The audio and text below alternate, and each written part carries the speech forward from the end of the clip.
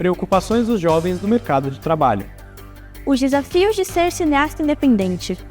A baixa adesão dos jovens para tirar título de eleitor. Um projeto que resgata a autoestima de mulheres mastectomizadas. E ainda hoje, fique por dentro de um novo espaço inaugurado para os alunos da PUC. Veja essa e outras notícias agora, no TJ PUC.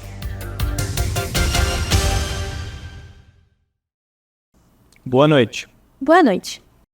Os desafios e as oportunidades que os jovens enfrentam ao ingressar no mercado de trabalho, tentando conciliar essa fase com os estudos, é um assunto que vem sendo abordado cada vez mais por essa geração. Nem. O novo termo para descrever a geração Z não tem agradado muito aos jovens. Para Stephanie, essa classificação incomoda.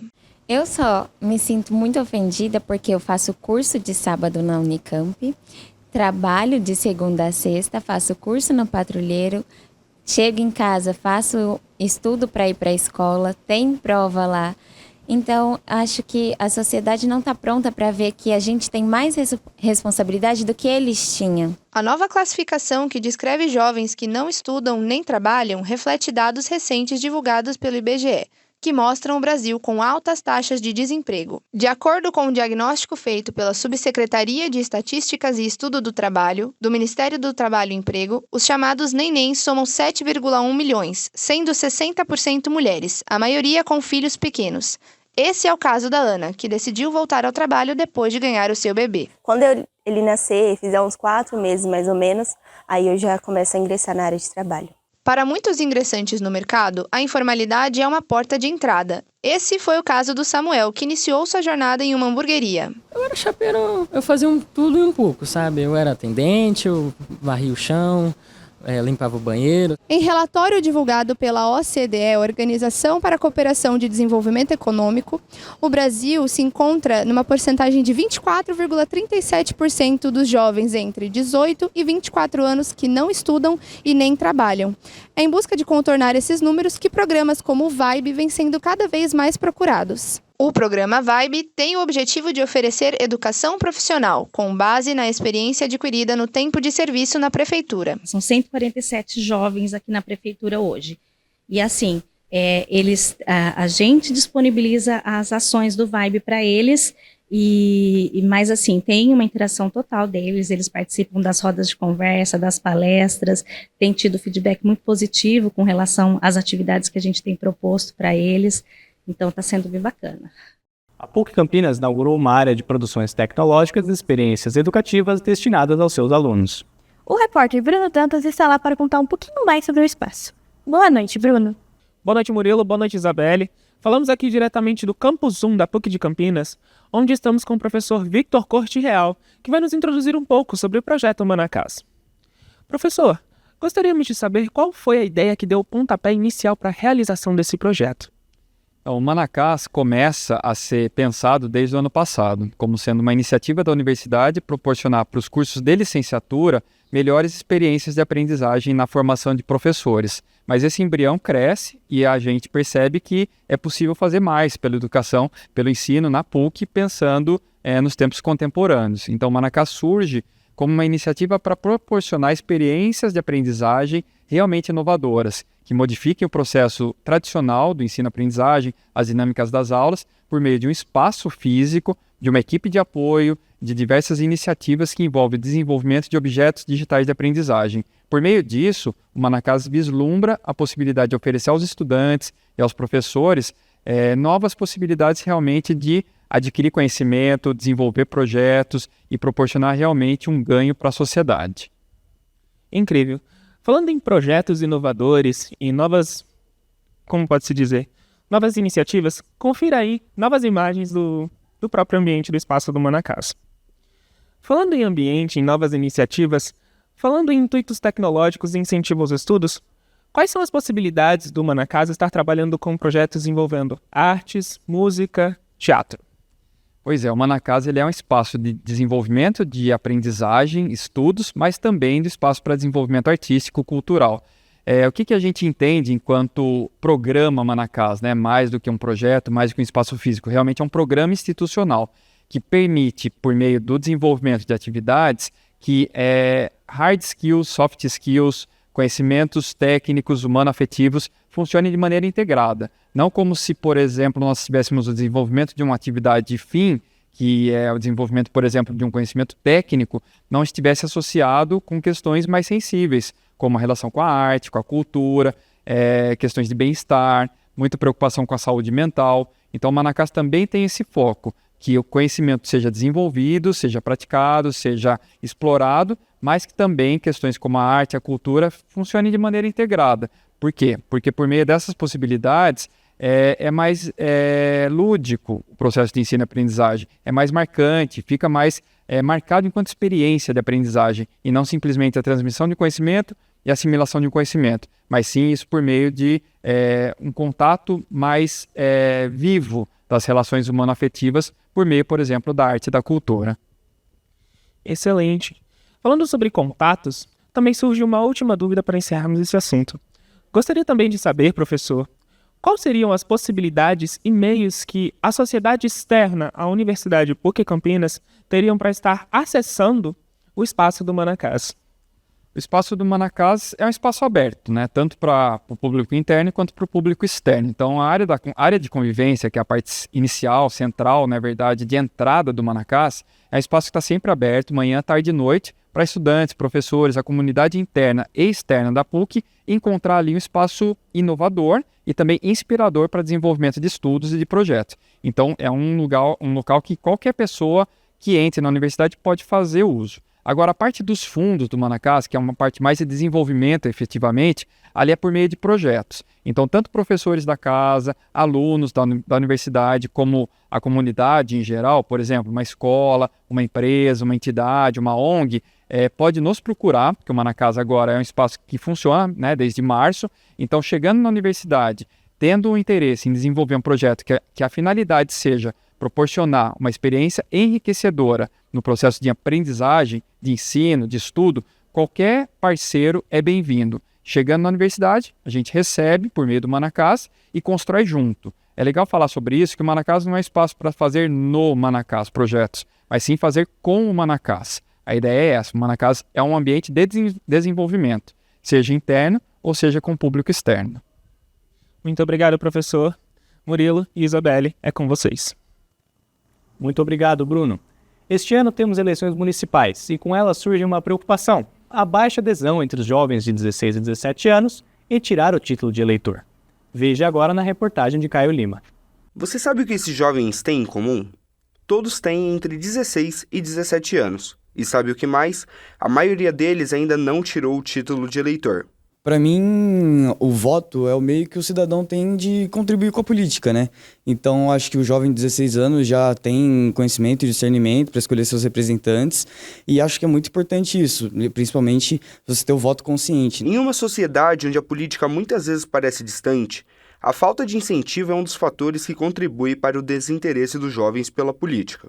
Eu acredito que seja falta de incentivo mesmo. Eu nunca tive muito contato com política dentro da minha família, no ambiente familiar, ou até no ambiente escolar, seja na rua, qualquer outra coisa. A política nunca foi um assunto muito em pauta antes dos meus 18 anos. Na região metropolitana de Campinas, apenas 15% dos adolescentes aptos a votar tiraram seus títulos de eleitor.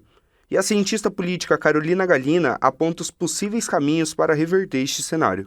Valorizar a atuação do jovem em outros espaços, como nas organizações estudantis e também dentro dos partidos políticos, valorizar a opinião do jovem, valorizar a participação dele, para que ele possa também construir a sua educação cidadã, a sua opinião política e construir uma história dentro dessa conjuntura, e não apenas que ele vote nas eleições. O envolvimento da juventude na política sempre foi crucial para manter uma sociedade mais participativa e representada. A história nos mostra que a participação dos estudantes na política sempre foi um fator decisivo nas eleições.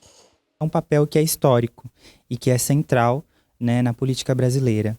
Então, desde a ditadura militar, em que as entidades estudantis organizaram a juventude, né, para fazer resistência ao regime autoritário, até o impeachment do Collor, em que a juventude, né, organizou os estudantes para sair às ruas com os caras pintadas. Passando por 2013, pela luta do passe livre e por tantos outros momentos históricos, né, em que a ala estudantil foi central, né, para essa organização. Para tirar seu título eleitoral, É muito fácil. Primeiramente, você deve entrar no site do TSE e procurar pela primeira aba, Serviços Eleitorais. Logo em seguida, com a aba abrir, você vai procurar também pelo Autoatendimento Eleitoral. Em seguida, clicar nessa primeira opção, Título Eleitoral. Por último, procurar também pela primeira aba, Tire seu título eleitoral. Ao abrir, vai aparecer um pequeno formulário onde você vai colocar os seus dados e aí você vai poder solicitar seu título eleitoral. Rápido, prático e extremamente essencial. Veja no próximo bloco o esporte, aqui no TJ PUC. Washington Coutinho traz as principais informações após os comerciais.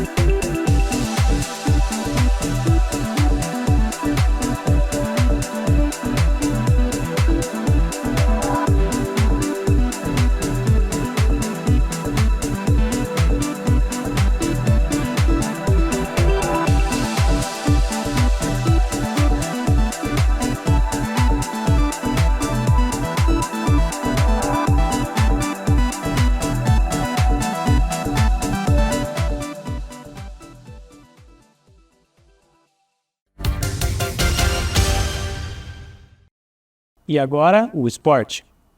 Olá, com a chegada do Juca, os Jogos Universitários de Comunicação e Arte, os times da PUC Campinas já começaram os treinos. Veja agora a preparação dos atletas de rugby, a mais nova modalidade da Morsa. O rugby é um esporte bem difundido nos países vizinhos e que vem ganhando reconhecimento no Brasil, principalmente nos torneios de faculdade. É sempre um desafio a gente trazer pessoas novas para o rugby, é um esporte que não tem tanta aderência, não é tão conhecido no país, então é sempre um desafio estar angariando e temos trazido gente de todos os cursos e também da comunicação da Morsa para poder construir um time legal para os próximos jogos e também para o futuro aí. Hoje nós estamos aqui na quadra da PUC Campinas e hoje nós iremos entrevistar uma galera do rugby, um esporte bem interessante, não apenas isso, mas nós iremos também acompanhar o preparo deles. Na PUC Campinas, todas as atléticas se reúnem às quartas-feiras para um grande treino. Dentre elas, a comunicação da Morsa, que foi reerguida pelo estudante Henrique Borim e está recrutando e pronta para os Jogos Universitários de Comunicação e Artes. A gente está contando com mais de 5 atletas da Morsa, então isso está sendo muito bom porque ele fez um movimento para trazer gente e sobre os treinamentos, a evolução que eles estão tendo são muito rápidas, né? Então eu creio que no Juca aí o pessoal vai chegar com tudo. O time está investindo alto e logo terão novos amistosos. A gente já está planejando fazer um jogo teste contra a Unicamp já para o final de semana que vem e na próxima semana a gente está planejando já participar de um campeonatinho mais por fora para dar aquela treinada, dar aquela entrosada maior com o time. Os Jogos Universitários de Comunicação e Artes, também conhecidos como Juca, são o principal foco do time de comunicação da PUC, que está na reta final dos treinos, faltando cerca de um mês para o torneio. Fazer história a gente sempre está indo com esse intuito, né? Ganhar só vai ser consequência do que a gente treina e do que a gente faz aqui. Então a gente está bem animado e com altas expectativas para esse Juca. E no Juca desse ano, o PUC vai fazer o quê? A gente vai ganhar com certeza, vamos arrasar, vamos em primeiro lugar. Galera animada. Guarani e Ponte Preta passaram por situações opostas desse Campeonato Paulista. Agora, as equipes de Campinas se preparam para a disputa da Série B do Campeonato Brasileiro. Com desempenho oposto no Campeonato Paulista, Guarani e Ponte Preta agora se preparam para enfrentar a Série B. Os treinadores João Brigatti e Claudinei Oliveira fizeram um balanço das equipes no Paulistão e contam o que esperam para o Brasileiro. Estou satisfeito que quando me trouxeram o objetivo era esse, né? O inicial eu sei que era a classificação, fazer um grande Paulista. As coisas direcionaram ao ponto de a permanência ter sido comemorada até pelos torcedores. Então, agora é trabalhar para a gente não ter tanto susto na Série B e no ano que vem, se a gente estiver aqui no Paulista, fazer um Paulista melhor. Com campanha positiva no Campeonato Paulista, Ponte Preta agora se prepara para o seu mais novo desafio, a Série B, e já conta com 7 reforços confirmados. Nós buscamos dentro do mercado, um mercado muito difícil, muito inflacionado, buscarmos atletas a dedo, né? Isso quer dizer que teve uma avaliação da diretoria, de nós, da comissão técnica, para que a gente possa errar o menos possível. Brigatti elogiou o desempenho do time no Campeonato Paulista e afirmou que correspondeu às expectativas do clube. Quanto à Série B, ele está otimista, especialmente com as adições de novos atletas. A expectativa é a melhor possível, já que conseguimos, né? A diretoria com muito empenho conseguir trazer atletas aqui que qualifiquem o nosso elenco, que dê uma melhora, né? Principalmente na parte técnica e tática da equipe. Eu acredito que estamos tendo, né, um bom tempo de trabalho aqui para que a gente possa, né, buscar sempre o equilíbrio. Já o Guarani passou por uma fase difícil, deixando a torcida preocupada, mas conseguiu escapar do rebaixamento na reta final do campeonato. Com retrospecto abaixo das expectativas de sua torcida, o Guarani agora se prepara para a Série B, tendo já adquirido 7 reforços. O técnico Claudinei Oliveira destaca que busca uma tática mais impositiva neste campeonato para alcançar resultados positivos. A gente jogou bem, o último jogo pra gente bem se defendendo, com pouca posse de bola, mais contra-atacando, lógico, mais tem dado resultado, mas é tentar ter um jogo um pouquinho mais impositivo, né, propor um pouquinho mais o jogo na Série B, sem abrir mão de pensar no resultado, né? Acho que o mais importante é a gente entregar o resultado, mas de uma maneira diferente, com menos sofrimento do que foi no Paulista. A gente qualificou bem o elenco, né? Alguns jogadores eu já trabalhei, outros a gente conhece de jogar contra, mas a gente vê nos treinamentos, né, que aí qualifica o treinamento, o treino fica mais competitivo, e aí eles vão buscando cada um o seu espaço, com isso aí melhora o nível de treino, vai melhorar o nível de atuação. Acho que a gente acertou bastante as contratações. É lógico que vai validar a contratação é quando colocar a camisa, entrar em campo e cair nas graças da torcida, que é o mais importante, né? Os jogadores sejam abraçados pelo torcedor, que se sinta representado em campo, como a gente vem falando, já falei anteriormente. Eu acho que a gente vai fazer uma boa Série B com esses atletas que a gente trouxe. Se chegar mais um outro para reforçar, deve ter talvez mais uma ou duas contratações pontuais, se a gente conseguir até o final da janela. Mas eu acho que a gente foi bem assertivo nas contratações que a gente fez até agora. E o maior campeonato de futebol entre favelas da região começa agora em maio. Vamos acompanhar a preparação da Taça das Favelas de Campinas. 10 mil pessoas. Esse foi o público do estádio Brinco de Ouro na final da Taça das Favelas no ano passado. Em 2024, com quase 50 times entre femininos e masculinos, os jogos terão início no dia 11 de maio. E a expectativa para a competição é grande. A expectativa é que seja uma Taça das Favelas maior do que foi nos anos anteriores. Como está a sua ansiedade em poder jogar uma Taça das Favelas? A ansiedade está a 1000, não consegui dormir à noite, mas a gente veio aí tentar buscar esse jogo e a gente conseguir passar na peneira e da raça, né? Isso que é o futebol. As peneiras que acontecem nas favelas é a principal forma dos jogadores alcançarem o objetivo de participar de uma taça. Esse sonho não é somente deles, mas também se divide a sua família e amigos próximos, que veem na Taça das Favelas uma oportunidade de garantirem um futuro no esporte. O sonho dele é ser jogador de futebol, ele chegou na semifinal, fez gol, e é isso. Estão aí, torcendo por ele, vamos esse ano de novo e se Deus quiser vamos chegar na final. Isso, que a Taça das Favelas é um sonho para esses meninos e meninas de periferia. Então, resumidamente, a gente quer levar oportunidade. Além de dar oportunidade para os jogadores, trazer visibilidade, dar uma estrutura imensa. E o sonho começa desde cedo. Afinal, não é só futebol. Eu quero ser goleiro. Além de tentar formar jogadores, em primeiro lugar a gente forma cidadãos. Ser um ponto de incentivo para as pessoas que sonham em ser jogador de futebol, moram no interior, às vezes sabe a dificuldade que é passar uma peneira num clube grande, alguma coisa, e a Taça das Favelas veio para chegar, para acolher essa turma e trazer muito mais glória para aquele que está começando a sonhar agora.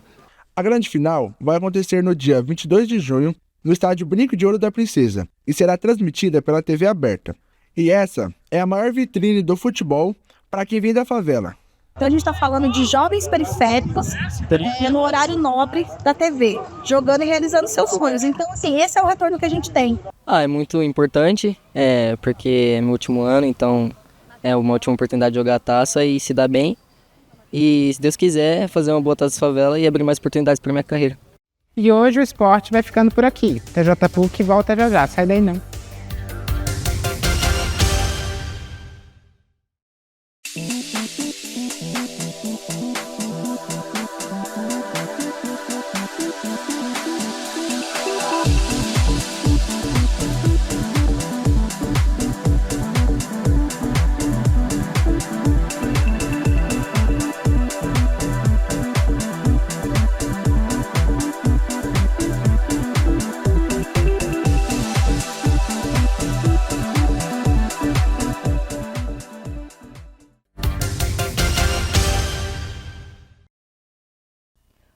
Projeto PUC mostra agora uma iniciativa que traz conforto e dignidade às mulheres que tiveram câncer de mama.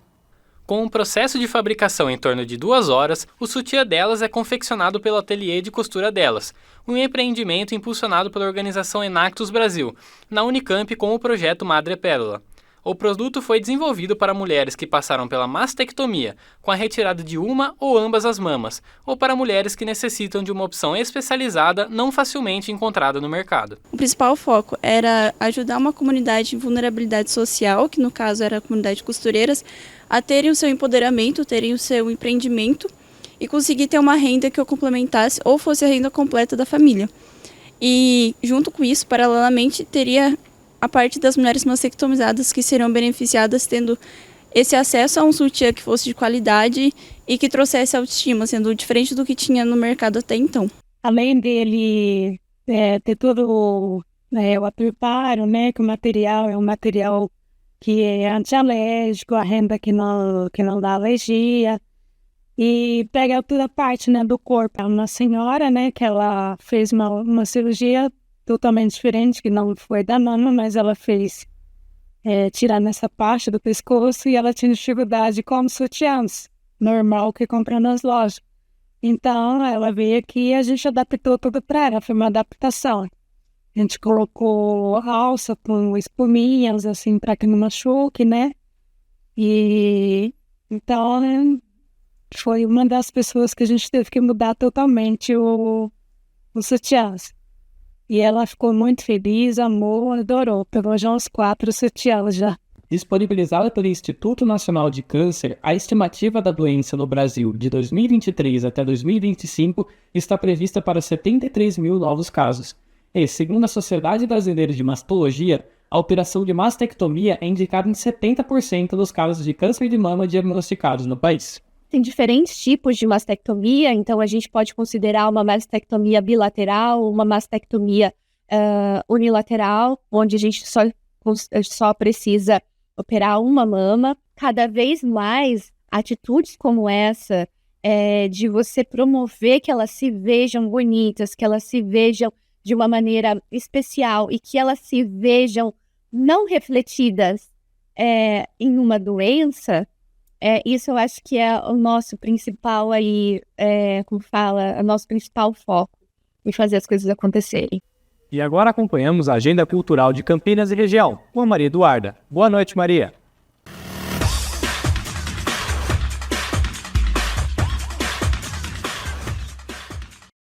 Olá, boa noite a todos. Dando início à nossa agenda, começo falando sobre a exposição Retoques do Sensível, que estreou neste mês no Museu Casa de Vidro, em Campinas. A mostra conta com a realização de oficina de artes em madeira, uma experiência cultural com a presença de artistas convidados e com esculturas em madeiras, que refletem a sensibilidade e o compromisso com a preservação ambiental. A visita é gratuita e pode ser feita de terça a sextas, das 10 ao meio-dia e das 14 às 17 horas, e aos sábados, das 10 às 14 horas. O Museu de Esportes de Campinas, que fica no Parque Taquaral, recebe a exposição Olímpicos, Esportes Aumentados. Ele pode ser visitado de segunda a sexta-feira, das 8 às 14 horas, até o dia 31 de maio, gratuitamente. As ilustrações são baseadas em esportes menos representativos no mundo, novas modalidades de esportes e esportes paralímpicos.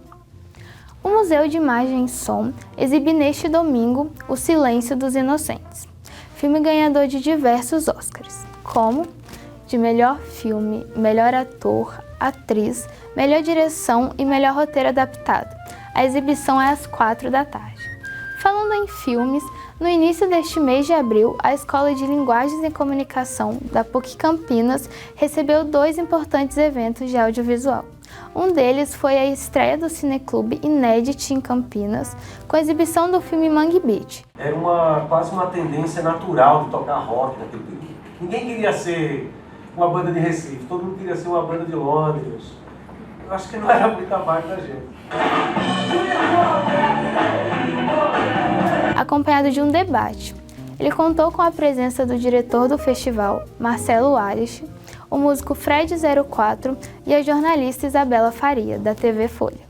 O segundo evento foi um bate-papo com Cup of Things sobre filmmaking de guerrilha, que contou com a participação do casal Léo Longo e Diana Bocara.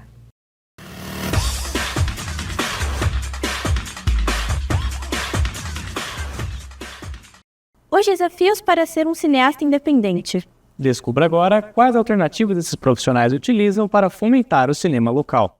Maracatucá, o filme, é um projeto recém-finalizado de um grupo de estudantes de Midiologia da Unicamp. O documentário independente aborda a essência de um dos blocos de carnaval mais renomados de Campinas. O grupo, ele é de Barão, né? E só que a gente também pensou muito na ideia de levar isso pro resto de Campinas e tudo mais. Acho que isso é o que gira em torno de toda a produção independente, né? Na real, porque a gente tem o dinheiro do edital, só que assim, muita coisa que pode sair do nosso controle. Fora da universidade, as oportunidades são mais para pessoas que já têm currículo, que já têm experiência, então os editais são mais limitados. Assim. Produzir obras independentes não é fácil. O documentarista e sociólogo Cauê Nunes destaca os desafios quanto às políticas públicas no contexto brasileiro.